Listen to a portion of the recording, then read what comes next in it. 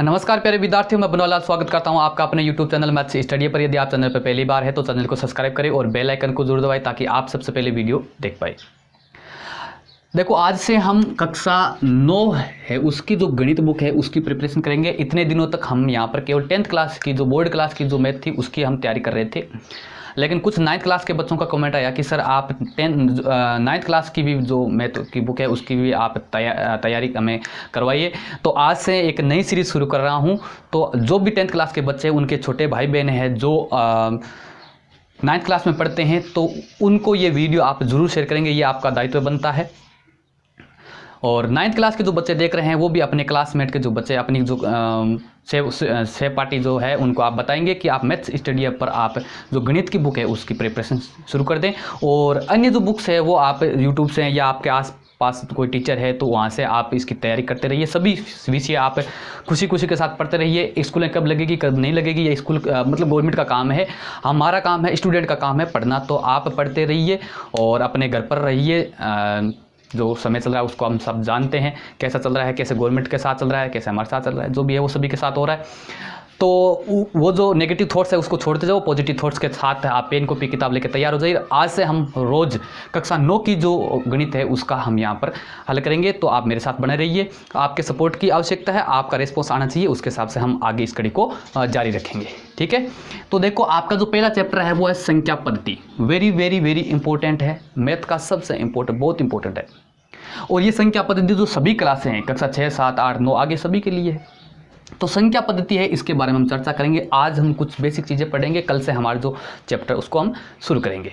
तो ये चीज़ें जो बता रहा हूँ ये 10th क्लास के भी काम की है और 9th क्लास के जो बच्चे उनके लिए भी ये जरूरी है, क्योंकि 9th क्लास की जो बुक है उसका तो ये पार्ट है। और 10th क्लास के जो बच्चे हैं, बहुत सारे बच्चे मैंने ऐसे देखे हैं कि उन्होंने पीछे 9th क्लास में प्रिपरेशन नहीं की होगी, या फिर पिछली बार जो सिलेबस था सिलेबस चेंज हो गया तो उसमें वो वैदिक गणित वगैरह दे रखी थी, उसकी जगह ये बहुपद संख्या पद्धति थी। लेकिन ये जो अब की बार जो टॉपिक दे रखा है उस मतलब ये जो टॉपिक है उसमें जो बेसिक चीज़ें हैं वो उसमें नहीं थी। तो आप यहाँ पर भी देख सकते हैं, ये एक क्लास आपके लिए मैं रिकमेंड करूँगी कि आप इसको जरूर देखें, 10th क्लास के बच्चे। ठीक है, और 9th क्लास के बच्चे अगर इस वीडियो को देख रहे हैं तो वो 10th क्लास को जरूर बताएं कि आप भी इस जो चैप्टर है इस चैप्टर को अटेंड जरूर करें।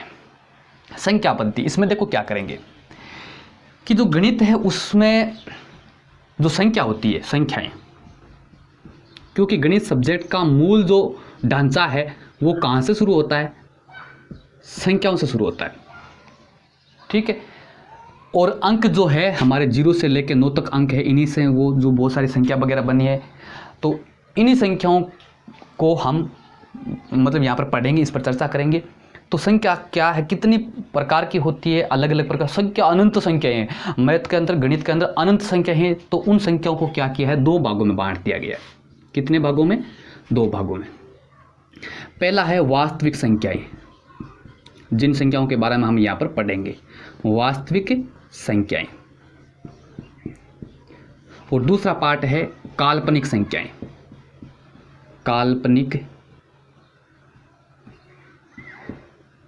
संख्याएं।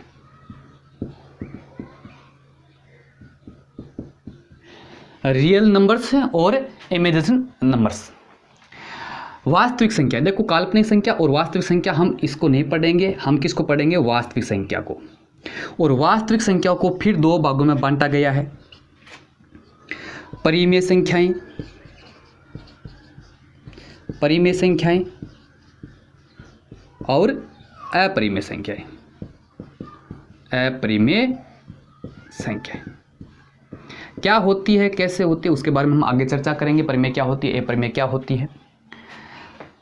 तो परिमेय और अपरिमेय और इन परिमेय संख्याओं को भी आगे बहुत सारे संख्याओं में बांटा गया, जैसे प्राकृत संख्या हो गया, पूर्ण संख्या हो गया, पूर्णांक हो गया, और ऋणात्मक पूर्णांक हो गया, धनात्मक पूर्णांक हो गया, जो भी है आगे सम, विषम, भाज्य, अभाज्य, वो सारे इसके अंदर आते हैं।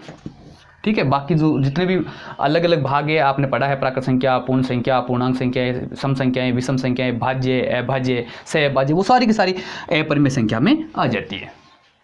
ठीक है, तो हम चर्चा करेंगे अपरिमेय संख्या के बारे में, परिमेय संख्या के बारे में, परिमेय संख्या में अपरिमेय के बारे में पढ़ेंगे और परिमेय के बारे में भी चर्चा करेंगे। ठीक है, तो संख्या है उनको 2 भागों में बांटा गया है, वास्तविक संख्या और काल्पनिक संख्या।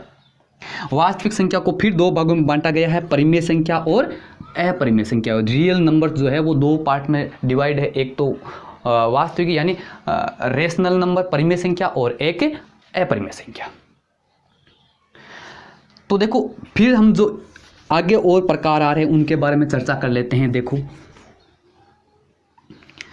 परिमेय और अपरिमेय के बारे में पूरी चर्चा करेंगे, हम वास्तविक संख्या को पढ़ेंगे और कुछ बेसिक चीज़ें मैं आपको बता रहा हूँ वो आपको थोड़ी सी याद रखनी है, लाइटली थोड़ा सा ले लेना इसको। जैसे नंबर 1 प्राकृत संख्याएं, ये जो अभी मैं बता रहा हूँ वो सारे के सारे परिमेय संख्या के भाग है। किसके भाग है? परिमेय संख्या के। परिमेय संख्याएं, परिमेय संख्या के बारे में बता रहा हूँ, ठीक है। वैसे परिमेय संख्या की परिभाषा मैं अलग से बताऊंगा। प्राकृत संख्या क्या होती है? देखो आप सब जानते हैं कि 1 से शुरू होकर अनंत तक जो संख्या चलती है उनको क्या कहते हैं? प्राकृत संख्या। परिभाषा क्या होगी? 1 से शुरू होकर अनंत तक चलने वाली धनात्मक संख्याओं को परिमेय संख्या कहते हैं। मैं इसकी परिभाषा लिख देता हूँ, आप नोट करते जाएंगे। 1 से शुरू होकर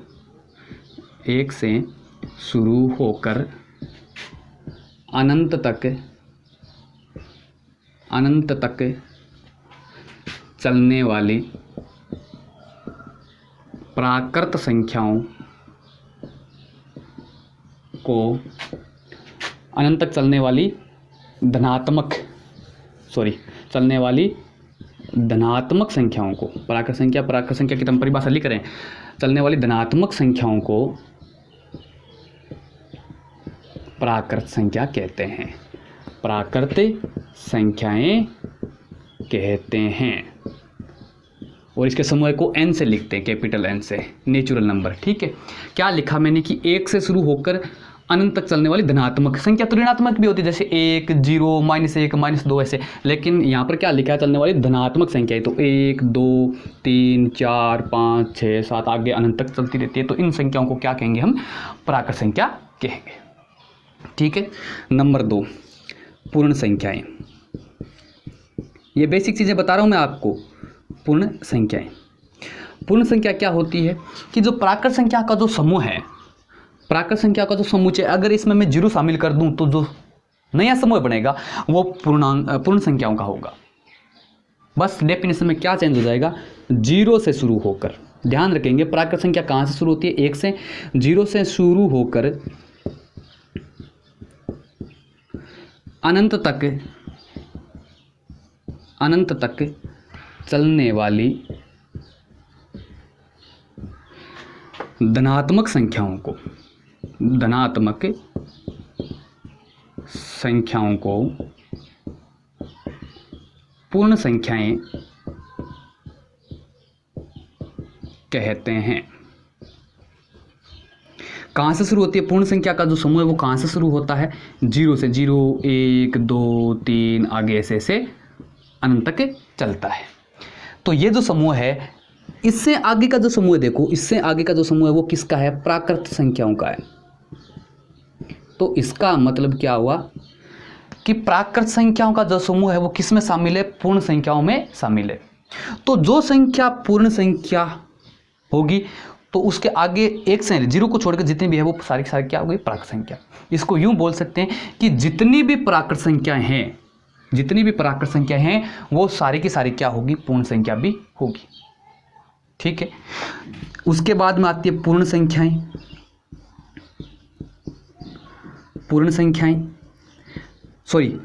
होगी पूर्णांक, आगे होगी पूर्णांक, होल नंबर्स। यानी पूर्णांक का मतलब है कि पूर्ण अंक यानी सारे के सारे अंक, ठीक है। पूर्ण का मतलब है कि जिसको मतलब जिनको इकाई के रूप में तोड़ा जा सकता है। जैसे मान लो कि 2 हो गया, 3 हो गया, -1 हो गया, -2 हो गया, लेकिन 1.1 ये पूर्ण नहीं है। 1.2, 1.3 या जो भी होता है 5.3 ये सारे के सारे पूर्ण संख्या पूर्णांक नहीं है। तो पूर्णांक क्या होती है? 0 से शुरू होकर अनंत तक चलने वाली धनात्मक और ऋणात्मक संख्याओं को पूर्णांक कहते हैं। कहाँ से शुरू होती है? 0 से। देखो मैं इसका केवल समूह बना रहा हूँ। 0, 1, 2, 3, 4 आगे अनंत तक चलेगी और इधर माइनस में भी चलेगी, -1, -2, -3 और आगे ये अनंत तक चलेगी। तो ये जो समूह है वो किसका है? पूर्णांक का है। पूर्णांक में देखो यहाँ से अगर आगे हम देखें 1 2 3 4 अनंत, तो क्या मिल रहा है हमें? प्राकृत संख्या मिल रही है। और अगर मैं 0 को साथ में ले लूँ तो क्या बन रही है?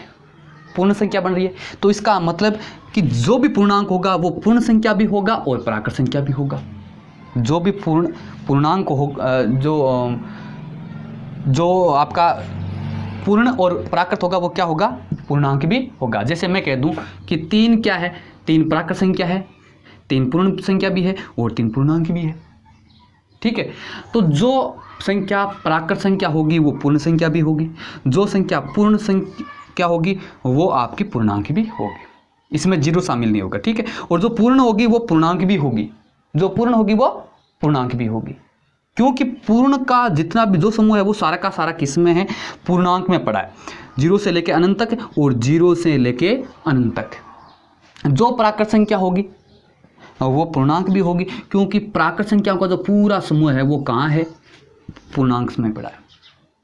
ठीक है, तो ये आपके प्राकृत संख्या, पूर्ण संख्या, पूर्णांक होगी। अब आपके आ गया जैसे ऋणात्मक पूर्णांक, ऋणात्मक पूर्णांक। तो ऋणात्मक कौन सी हो जाएगी? -1 -2 -3, ये ऋणात्मक पूर्णांक हो गया। अगर आपको धनात्मक पूर्णांक पूछ ले तो धनात्मक पूर्णांक कौन सा हो गया? 1 2 3 4 5 6 7, ये हो गया। 0 न तो धनात्मक होता और न ऋणात्मक होता है। ठीक है, अब देखो हमारा जो टारगेट है इसके अंदर वहाँ वो किसका है? परिमेय संख्याओं का।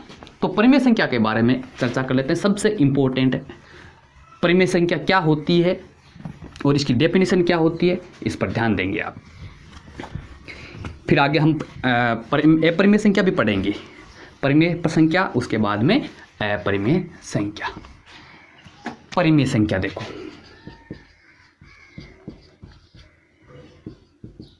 परिमेय संख्या किसको कहेंगे? इसका जो उत्तर है परिमेय संख्या किसको कहेंगे, इसका उत्तर क्या है? देखो, जिस संख्या को नोट करना आप इसको, जिस संख्या को P/Q के रूप में लिखा जा सकता है,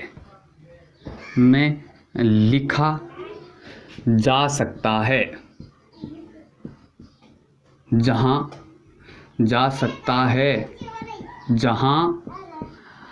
Q नॉट इक्वल टू 0। जिस संख्या को P/Q के रूप में लिखा जा सकता है जहां Q बराबर 0 नहीं होना चाहिए, परिमेय संख्या कहलाती है। परिमेय संख्या कहलाती है।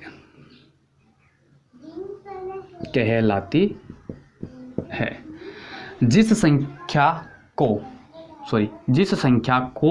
P/Q के रूप में लिखा जा सकता है जहां Q बराबर 0 नहीं, परिमेय संख्या कहलाती है। कोई भी नंबर जिसको हम इस रूप में, इस फॉर्म में लिख सकते हैं, उसको क्या कहेंगे? परिमेय संख्या कहेंगे। अगर हम अपनी भाषा में समझे तो आप सारे जानते हैं 3/2, 5/4, 200/99, -3/4, -15/-13। तो ये सारे के सारे आप क्या देख रहे हैं? परिमेय संख्या। क्यों? क्योंकि सारे के सारे को किस रूप में लिखा गया है? P/Q के रूप में। आगे ऊपर वाला जो नंबर है वो P को प्रदर्शित करता है और नीचे वाला Q को लिख रहा है। अगर मैं लिख दूं 5/0 तो ये परिमेय संख्या नहीं है, क्योंकि जो परिभाषा लिखी उसमें शर्त में साफ साफ दे रखा कि Q बराबर 0 नहीं होना चाहिए। ये जो Q है इसका मान 0 नहीं होना चाहिए। अगर इसका मान 0 हो गया तो ये क्या हो जाता है? अपरिभाषित हो जाता है, अपरिभाषित, और ये परिमेय संख्या नहीं रहेगी।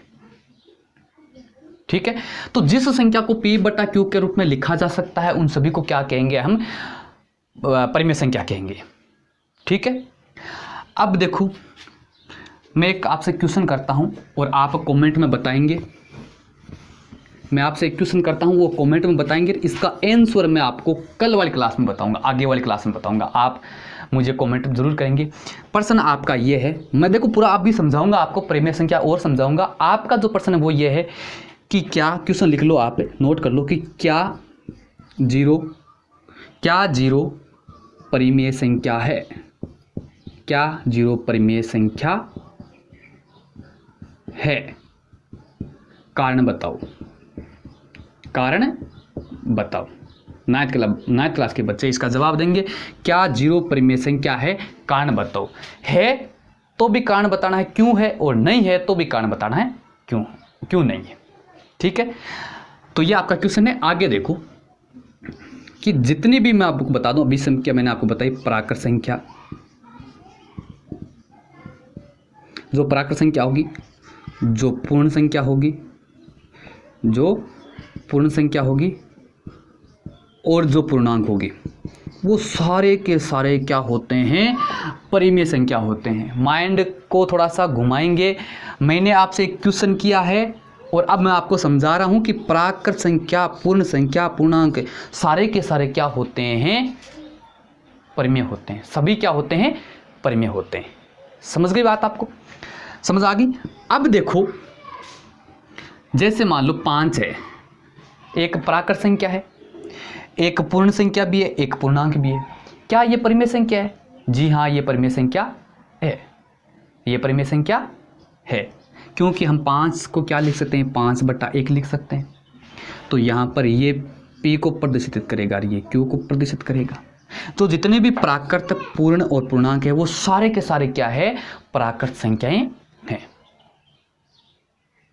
तो ध्यान देंगे आप कि परिमेय जो संख्या होती है, परिमेय संख्या की बात कर रहा हूँ। परिमेय जो संख्या है वो उसकी डेफिनेशन ये याद करेंगे, और जितने भी मैंने आपको अभी बताई है वो सारे की सारी क्या है? ये परिमेय संख्याएं हैं।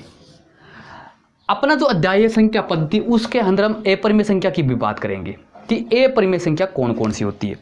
तो मैं बता दूं, देखो आपको अपरिमेय संख्या के बारे में, कि जिस संख्या को, इसका उल्टा कर दो, कि जिस संख्या को P/Q के रूप में नहीं लिखा जा सकता उसे अपरिमेय संख्या कहते हैं। अपरिमेय संख्याएं।